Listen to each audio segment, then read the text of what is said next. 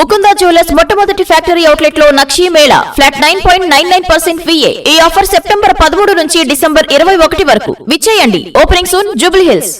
సిడ్నీలో యూదులపై జరిగిన ఉగ్రదాడిలో ప్రాణాలకు తెగించి తూటాలకు ఎదురొడ్డి ఎంతో మంది ప్రాణాలు కాపాడిన అహ్మద్ అల్ అహ్మద్ ను రియల్ హీరోగా ప్రజలు కొనియాడుతున్నారు.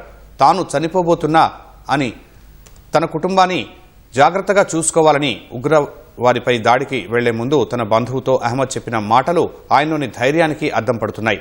ప్రజల ప్రాణాలు కాపాడే క్రమంలో నేల కొరిగినా పర్వాలేదని ఉగ్రవాదిని అడ్డుకుని ఎంతో మంది ప్రాణాలను అహ్మద్ కాపాడారు.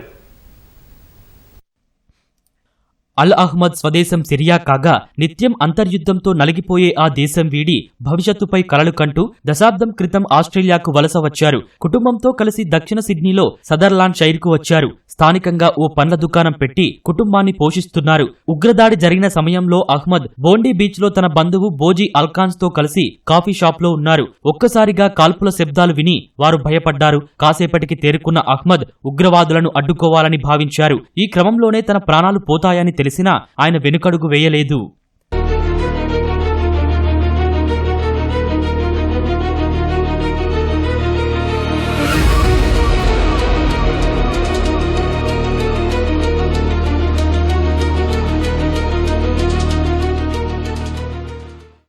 తాను చనిపోబోతున్నా అని తన కుటుంబాన్ని జాగ్రత్తగా చూసుకో అని అల్కాన్స్ తో అహ్మద్ చెప్పారు. ఉగ్రవాదులను అడ్డుకునే క్రమంలో తనకేదైనా జరిగితే ఇతరులను కాపాడే క్రమంలో తను ప్రాణాలు కోల్పోయినట్టు కుటుంబానికి చెప్పమన్నారని అల్కాన్ మీడియాకు వివరించారు. అనంతరం చాటుగా వెళ్లిన అహ్మద్ కాల్పులు జరుపుతున్న ఉగ్రవాదుల్లో ఒకరి వద్దకు వెనక నుంచి వెళ్లి తుపాకీ లాక్కున్నారు. ఆ వెంటనే ఉగ్రవాది అక్కడి నుంచి పారిపోయాడు. ఈ దృశ్యాలు ప్రస్తుతం సోషల్ మీడియాలో వైరల్ అయ్యాయి. ఉగ్రవాదిని అడ్డుకునే సమయంలో తుపాకీ తూటాలు తగిలి అహ్మద్ గాయపడగా ప్రస్తుతం ఆస్పత్రిలో చికిత్స పొందుతున్నారు. అహ్మద్ సాహసాన్ని అమెరికా అధ్యక్షుడు డొనాల్డ్ ట్రంప్ ప్రశంసించారు. ఆయన ఎంతో ధైర్యంగా ఉగ్రవాదులకు ఎదురు నిలిచారని అభినందించారు. ఆయన చేసిన పనికి చాలా గర్వపడుతున్నానని ట్రంప్ పేర్కొన్నారు. అహ్మద్ త్వరగా కోలుకోవాలని కోరుకున్నారు.